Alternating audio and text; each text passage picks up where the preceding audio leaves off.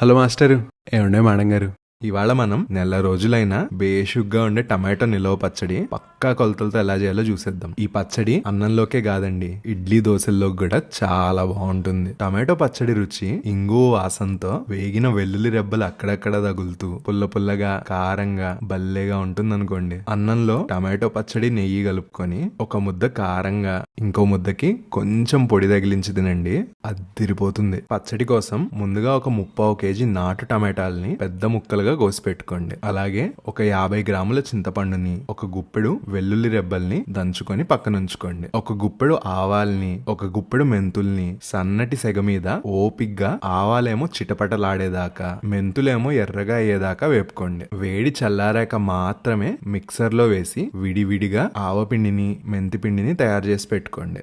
ఎందుకింత ఆవపిండి మెంతిపిండి అనుకోకండి, పచ్చడి పెట్టంగా కొంచెం మిగిలినా గానీ ఏదో ఒక రెసిపీలో వాడేసుకోవచ్చు. ఒక మందపాటి కడాయిలో కొంచెంగా వేరుశనగ నూనెను వేసి కడాయి మొత్తానికి స్ప్రెడ్ చేయండి. నూనె ఒక మోస్తరుగా వేడెక్కాక కోసి పెట్టుకున్న టమాటో ముక్కల్ని, చింతపండుని వేసి చక్కగా కలుపుకోండి. ఇవాళ వీడియోలో వాడుతున్న కడాయి ఏమో గ్రనైట్ ది, స్పాచులా ఏమో సిలికాన్ ది. లింక్స్ కావాలనుకున్న వాళ్ళు కుక్వేర్ స్టోరీ హైలైట్ లో ఉన్నాయి చూడండి. టొమాటో ముక్కల్ని, చింతపండుని మూత పెట్టి సన్నటి సెగ మీద చక్కగా మగ్గనివ్వండి. ఒక 5-6 నిమిషాల తర్వాత టమాటోలు గుజ్జు గుజ్జుగా అయిపోతాయి. నేను వీడియోలో చూపించినట్టుగా లైట్ గా మ్యాష్ చేస్తూ గుజ్జు గుజ్జులా చేసుకోండి. టొమాటోలు నీరంతా ఇంకిపోయి దగ్గర పడ్డాక పొయ్యి కింద మంట ఆపేసి టమాటో గుజ్జుని చక్కగా చల్లారనివ్వండి. ఈ టొమాటో పేస్ట్ ని వేడంతా చల్లారాక మాత్రమే మిక్సర్ లో వేసి పలుకన్నదే లేకుండా పేస్ట్ చేసుకోండి. తయారు చేసుకున్న టమాటో పేస్ట్ లో ఒక 3/4 కప్పు కారం, అరకప్పు కన్నా తక్కువ ఉప్పు, 2 టేబుల్ స్పూన్ల ఆవపిండి, 1 టేబుల్ స్పూన్ మెంతుపిండి, చివరిగా ఒక చిటికెడు పసుపుని వేసుకోండి. కొత్తగా పచ్చళ్ళు పెట్టేవాళ్ళు